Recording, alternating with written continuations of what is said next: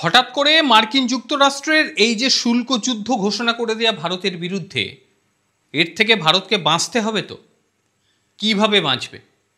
অনেকে বলছে এর মধ্যে কোনো প্রভাব ভারতে পড়বে না, কোনো চাপ নেই, কিন্তু বিষয়টা তা নয়। প্রভাব তো পড়বেই, কারণ যে হারে শুল্ক চাপিয়েছে সেই শুল্কর চাপটা নিতে হবে আমেরিকার সাধারণ মানুষকে, ভারতের কিছু নয়। কারণ আমেরিকার সাধারণ মানুষ তারা যদি ভারতীয় পণ্য কিনতে যায় তাদের পকেট থেকে মোটা অঙ্কের টাকা খসাতে হচ্ছে বা হবে। কিন্তু ট্রাম্প আবার বিপরীত দিকে দেখাচ্ছে যে আমার দেখুন অর্থ ভাণ্ডার কিভাবে ফুলে ফেপে উঠছে। কার টাকায় উঠছে? ভারতের টাকায় ফুলে ফেপে উঠছে, না তার নিজের জনগণের পকেটের টাকা কেটে সে তার অর্থ ভাণ্ডারে ঢোকাচ্ছে? এইটা ট্রাম্পকে কেউ বোঝাবে না। তবে যাই হোক, সান্ত্বনা বাক্য শুনে তো লাভ নেই। ক্রমাগত হারে যদি ভারতের জিনিসের দাম বাড়তে শুরু করে তাহলে তো সমস্যা হবেই। কারণ আমেরিকানরা এত দাম দিয়ে ভারতীয় জিনিস কিনবে কেন? তখন বিকল্পর দিকে ঝুঁকে যাবে। কিন্তু ভারতকে আমেরিকার বাজারের সমতুল্য কোনো বাজার খুঁজে বের করতে হবে। এক জায়গা পাবে না, কিন্তু একাধিক দেশ ঘুরে যদি ভারতবর্ষ সেই রকম বাজার পায়, সেই ক্ষেত্রে ইউএসের এই যে ট্যারিফ যুদ্ধ, এটাকে খুব সহজে ওভারকাম করা সম্ভব হবে। বর্তমানে আমাদের ভারতবর্ষ তারা পশ্চিম এশিয়া এবং ইউরোপে তাদের পণ্যের বাজার অনুসন্ধান শুরু করেছে।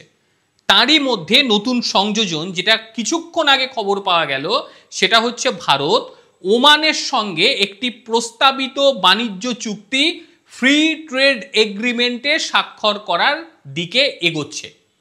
এবং আজকের দিনে এই কথাটা সামনে এসেছে এবং একজন সরকারি কর্মকর্তা বিষয়টি জানিয়েছেন এবং বলেছে যে বাণিজ্য চুক্তির পাঠ্য আরবি ভাষায় অনুবাদ করার কারণে এবং অনুমোদিত যে নথি আইনি পর্যালোচনা চলছে এবং পরবর্তীতে সেটা দুটি মন্ত্রিসভাতেই অনুমোদন হয়ে যাবে, সেই কারণেই এই দেরি। কিন্তু ভারতের তরফ থেকে জানতে চাওয়া হয়েছিল ঠিক কত দেরি হতে পারে, এটা কি সেই 3-4 মাসের দেরি? সেখান থেকে বলা হয়েছে একেবারেই নয়, অতি দ্রুততার সঙ্গে এই কাজ হচ্ছে, 3 মাস লাগবে না। এইবার আমেরিকার সঙ্গে বাণিজ্য চুক্তির বিপরীতে ভারতবর্ষ খুঁজে বার করছে ঠিক কোন কোন দেশ যারা ভারতের সঙ্গে বাণিজ্য করতে চায় এবং বাণিজ্যটা খুব ভালোভাবে যেন হয়। এবং উভয় দেশের নীতিমালার ওপরে এই বাণিজ্য চুক্তি কিন্তু নির্ভর করে। ইতিমধ্যেই বলা হয়েছে এতদিন সময় লাগবে না, খুব তাড়াতাড়ি এটা করে ফেলা হবে। এই চুক্তির জন্য পর্যাপ্ত আলোচনা কিন্তু দীর্ঘদিন ধরে চলছে। কম্প্রিহেন্সিভ ইকোনমিক্স পার্টনারশিপ এগ্রিমেন্ট, যাকে বলছে CEPA, এটি আনুষ্ঠানিকভাবে 2023 সালের নভেম্বরে শুরু হয়েছিল। আজকে 2025 সাল, সময়টা তো লেগেছে। ভারত আগেই বুঝেছিল যে একের উপরে নির্ভর করা যাবে না, সবার সঙ্গে বাণিজ্য চুক্তি করতে হবে। অর্থাৎ অবশেষে সব কিছু ঠিকঠাক হয়ে গিয়েছে। দুটি বাণিজ্যে অংশীদারিত্বের মধ্যে সর্বাধিক সংখ্যক পণ্যের ওপরে শুল্ক উল্লেখযোগ্যভাবে হ্রাস করা হবে কিংবা বাদ দেওয়া হবে। পরিষেবাগুলিতে বাণিজ্যের প্রচার এবং বিনিয়োগকে আকর্ষণীয় করার জন্য বিভিন্ন নিয়মের শিথিল করা হবে এই দুটো দেশের মধ্যে। ওমান ভারতের জন্য উপসাগরীয় সহযোগিতা কাউন্সিল, যাকে বলছে গালফ কোঅপারেশন কাউন্সিল মানে GCC, এই দেশগুলোর মধ্যে তৃতীয় বৃহত্তম রপ্তানিকারক দেশ। অর্থাৎ ভারতবর্ষ বুঝে শুনে এদের সঙ্গে স্বাক্ষর করেছে। এবং একই সঙ্গে এই GCCর আরও এক সদস্য, সবাই নাম জানেন, সংযুক্ত আরব আমিরাতের সঙ্গে ভারতবর্ষ এই ধরনের চুক্তি করে রেখেছে 2022 সালের মে মাসে। এটা কার্যকর হয়ে রয়েছে। সেখানে ভারতবর্ষ প্রায় 10 বিলিয়ন মার্কিন ডলারের জিনিসপত্র রপ্তানি আমদানি করে থাকে। 2024-25 সালে ভারতবর্ষর প্রধান আমদানিকারক জিনিস হলো, মানে সেখান থেকে ভারতবর্ষ নিয়েছে পেট্রোলিয়াম পণ্য, এছাড়াও ইউরিয়া, এইগুলো আমদানির প্রায় 70% বেশি। এছাড়াও অন্যান্য পণ্যগুলোর মধ্যে রয়েছে প্রপিলিও, লিথিয়াম পলিমার, পেটকেক, জিপসাম, রাসায়নিক লৌহ ও ইস্পাত, এগুলো ভারতবর্ষ সেখান থেকে নেয় এবং বাকি অনেক জিনিস ভারতবর্ষ সেখানে পাঠায়। মার্কিন যুক্তরাষ্ট্রের আরোপিত এই যে উচ্চ শুল্কের প্রভাব ভারতবর্ষ কমানোর জন্য পশ্চিম এশিয়া ও ইউরোপে বিভিন্ন দেশে ভারতবর্ষ সন্ধান চালাচ্ছে যাতে ভারতবর্ষের জিনিসগুলো সেখানে পৌঁছয়, এবং যথেষ্ট ভালোভাবে সাড়াও পাওয়া গিয়েছে। রাষ্ট্রপতি ডোনাল্ড ট্রাম্প কর্তৃক যে ঘোষিত দুটি পর্যায়ে যে ট্যারিফ, একটা হচ্ছে 7ই আগস্ট যেটি লেগে গিয়েছে, এর পরবর্তীতে আসছে 27শে আগস্ট যেটা লাগবে। আর এর মধ্যেই ভারতবর্ষ চেষ্টা করছে অতি দ্রুততার সঙ্গে ভারতীয় জিনিসপত্রকে যেন অন্যত্র দেওয়া সম্ভব হয়, সেই কাজে অনেকটাই অগ্রগতি হয়ে গিয়েছে ভারতবর্ষ। এরই সঙ্গে আর একটা বিষয় আপনাদের জানিয়ে রাখি, ইউরোপীয় ইউনিয়নের বেশ কিছু দেশ তারা ভারতের সঙ্গে ফ্রি ট্রেড এগ্রিমেন্ট করার জন্য রাজি হয়েছে।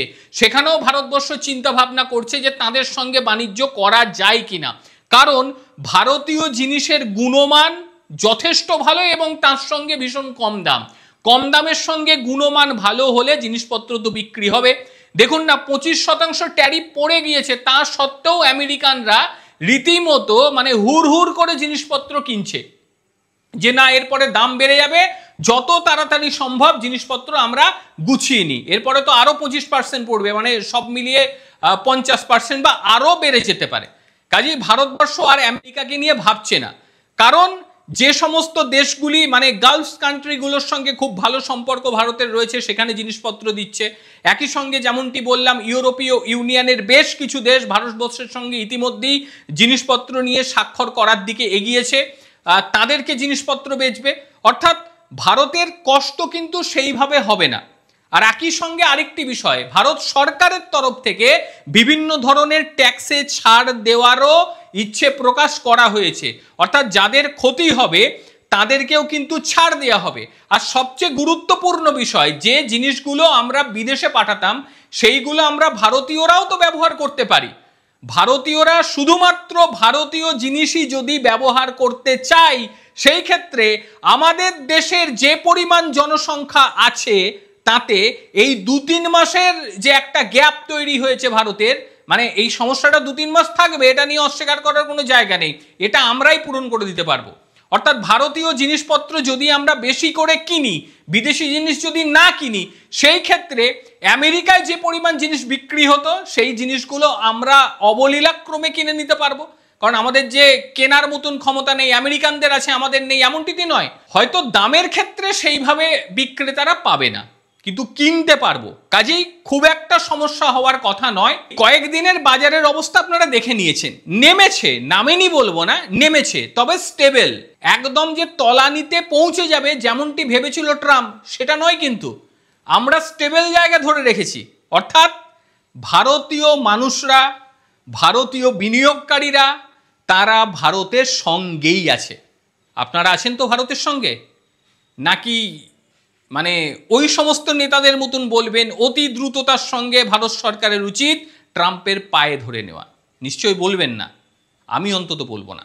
প্রত্যেকে ভালো থাকবেন, সুস্থ থাকবেন, আবার দেখা হবে অন্য কোনো দিন অন্য কোনো ভিডিওতে। ততক্ষণের জন্য নমস্কার, সবাই ভালো থাকবেন।